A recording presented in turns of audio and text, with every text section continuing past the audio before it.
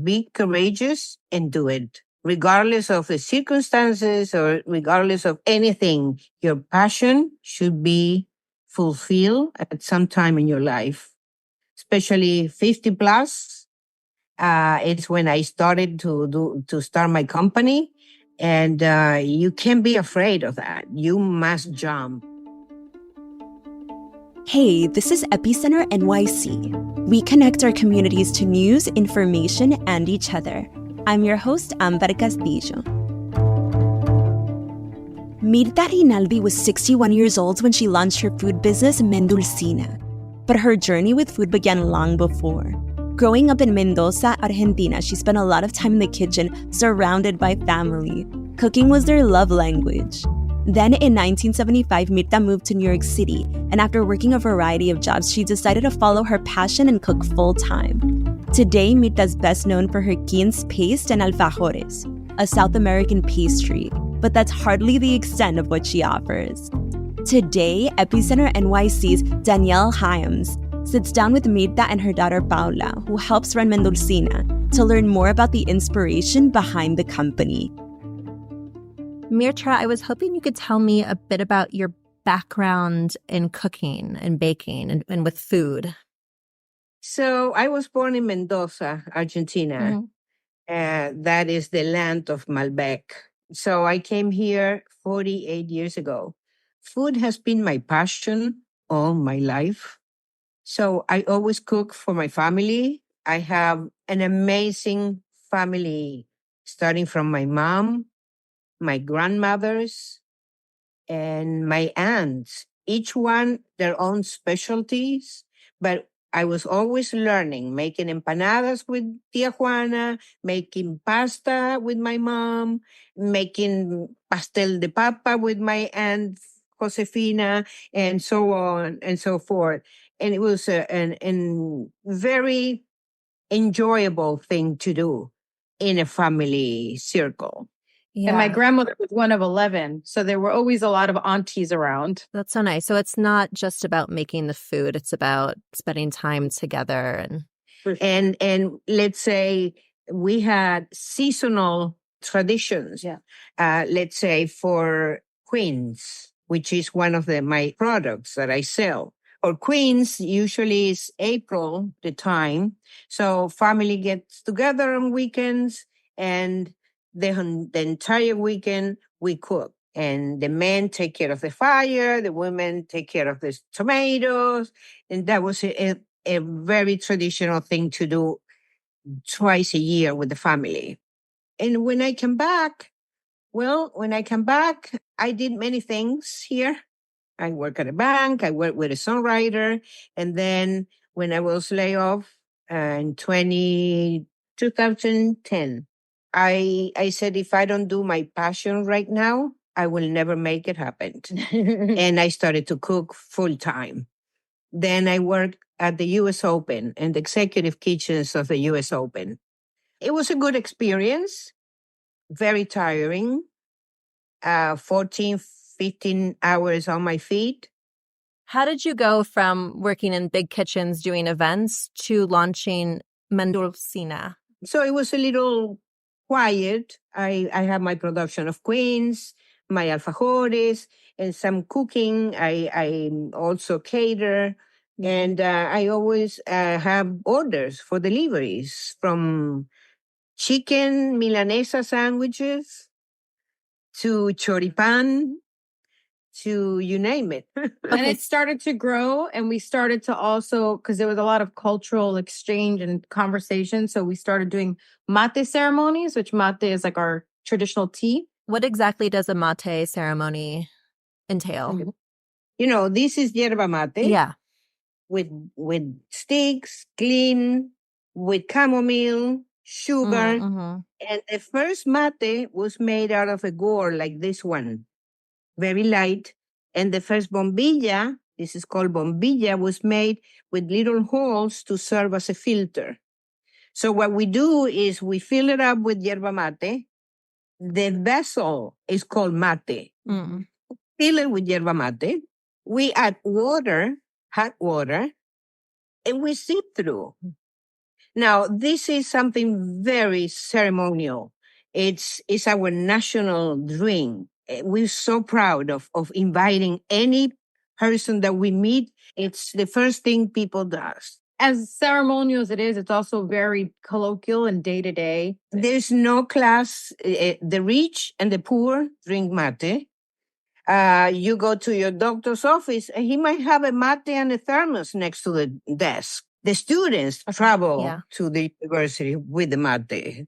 Our ceremony is basically kind of showing the ingredients and the accessories, like the metal straw, and explaining it and having a sensory experience. It is also a bitter flavor. I don't know if you've had it. So we have a little mate bar with either like rose hips or lemon peels, things like that, to experiment with the palate. And about who used to drink it, the gauchos, things like that. In our mate ceremony, we share. It's beautiful. How many people normally are in a class? 6, unless I hosted in a separate place, in a cafe, and that could be maybe up to 15 people. Would you say that you're most well known for your alfajores? Yes, it's my signature cookie. Okay, can you walk me through what exactly an alfajore is and kind of how you make one? Okay, it's a shortbread cookie stuffed with dulce de leche, with milk pudding, and dusted with the coconut. It's the most popular cookie in Argentina. Any celebration will have un alfajor. And my alfajores were featured in the Oprah magazine. How did Oprah find you? Well, because the League of Kitchens, I've been working with them almost, we celebrate 10 years with the school, and I'm 9.5 years with them. And we do immersion cooking and classes from our homes. That was the original concept of this school, to invite you to the immigrant's home, and you share their customs and meals. I greet people with the mate ceremony in my class, and then we go to the kitchen, cook, and we sit for dinner. I'd love to hear what you've learned since starting your own business. I learned that I cook pretty good. Paola said one day, because I give people to taste, I give them. I don't mind. It's my product. I'm very proud of that. So if you're here, I always have alfajores. Everyone has an alfajor. If I go to the hairdresser, I bring alfajores. I always get somebody and some clients somehow. Yeah. And Paola says one day, you know what? I want to make a video. I want to make a video when people taste the alfajores. I want to make a video of all the reaction. Oh, wow. But I think to also answer your question, some of the things learned, because you can know how to cook, but not necessarily know how to teach or convey how the steps, in a way for different level chefs. And I think she's learned that she's actually quite good at it. She has a lot of patience. There's a lot of creativity. And I think we've learned also how artistic food can be, because she has had so many accessories that she's bought from Argentina, whether it's trays or spoons, that she's a great food stylist also. We kind of tend to eat with our eyes first before our mouths. And I think she's learned to also curate experience. It's not just about sustenance. It's about really being present, sharing a meal, but also enjoying the presentation and the order of that, the palate experiences certain flavors and stuff. It's almost like a production. And what about the actual, running a business? Running a business is very interesting, being a small company. But I have great publicity and press that helped a lot. My last experience with the Deligram. So after that article, one day Paola says, Mom, you have an order. Okay, just tell me where. And 5 minutes later, she go, we have another order. Okay, good, great. So 10 minutes later, she called me laughing. She said, Mom, I don't know what's happening, but you got another order. I said, you know what? The Deligram put I'm sure they put the post that, and indeed, that was the reason why we started, and we haven't stopped. Yeah. I made probably more than 2,000 alfajores last month. Wow. Well, we also made like 800 in the last 3 days. Yeah. So 2 days ago, we made 447 alfajores. In 2 days? No, in 1 day. Wow. Part of like lessons learned. And I think that you have to pay attention to what's going on in the industry and around you and kind of be open to evolve with it, because we are a little bit or a lot more old school.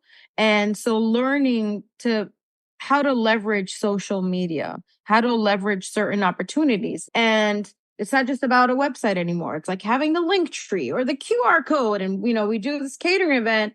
Before it was just like, oh, either a check or cash. And now it's like the Venmo, the Zelle, the PayPal. And it's just learning how to adapt and keep up with so many technological advances. Thank God for Paola.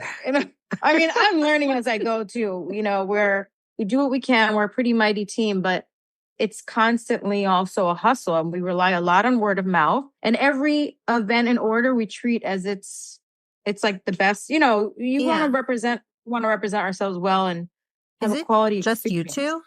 So what we have help sometimes for huge orders. Like yesterday, we had help making cookies, but for the most part, it's us. Yeah. You followed your dream a little later on in life. You said, if I don't do it now, when will I ever? Any advice for someone who's in a position like that? Maybe they haven't followed their dream yet? Be courageous and do it. Regardless of the circumstances or regardless of anything, your passion should be fulfilled at some time in your life, especially 50 plus. It's when I started to start my company. And you can't be afraid of that. You must jump. And the failure, you know it. But all you do is just work to make it successful. But it's a lot of work and time. Yeah. It's just, for me, it's a pleasure to do it. It's just like I wake up in the morning and I'm thinking about what am I going to cook today? And I live alone. And I elaborate a meal for myself. So I play with food. But I love my company. I had besides having good press, I have a good product. Yeah. That people like and enjoy. That's number one. Yeah. So having that, I sell the alfajores in Manhattan, and I ship all over the country. And you also sell quince paste, right? Yes. Mm-hmm. And that is seasonal because it takes a lot of time to dry. It's a delicacy. A piece of quince, one fruit, costs $4.99, $5. It's expensive to make quince, but it's a delicacy, and the perfect marriage is manchego. Yes. Manchego is the perfect marriage. You can have other cheeses, but And what's the perfect pairing for an alfajore? For alfajor, coffee, tea, mate. Is there anything that I didn't ask you that you want to add? Well, in my classes, I encourage my students to save family recipes. It's so important for me, always. When Paola turned 15, I asked my mom to make a cookbook for her with all her recipes. So the gnocchis that I teach online are my mom's recipes. Yeah. With that in mind, today she's 40-something, and she has that book since she was 15. So, and my mom made many trips to the States, and I make a video of my favorite dessert. I tape her from A to Z, and at the end of the year, I made copies of that recipe for my family. So the recipe doesn't die with the person and stays in the family. I'm going to call my mom when we get off this call. Like, where are the recipes from Grandma?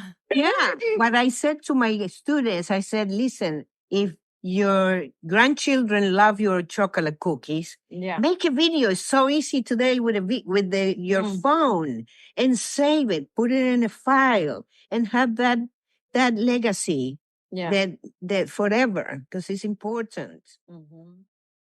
Beyond what she's doing now, Mirta has several new ideas in the works, including a series of classes where she'll bring together people from the local arts community and Argentinian artists to talk about their work and their roots. To learn more about Mendulcina and its offerings, visit Mendulcina.com or check the links in our show notes. And if you're craving alfajores like I am, you can buy them by the dozen at Mendulcina.com/shop. Finally, if you know of a local business that you think Epicenter should feature, let us know. Drop us a note at hello@epicenter-nyc.com. That's all for today.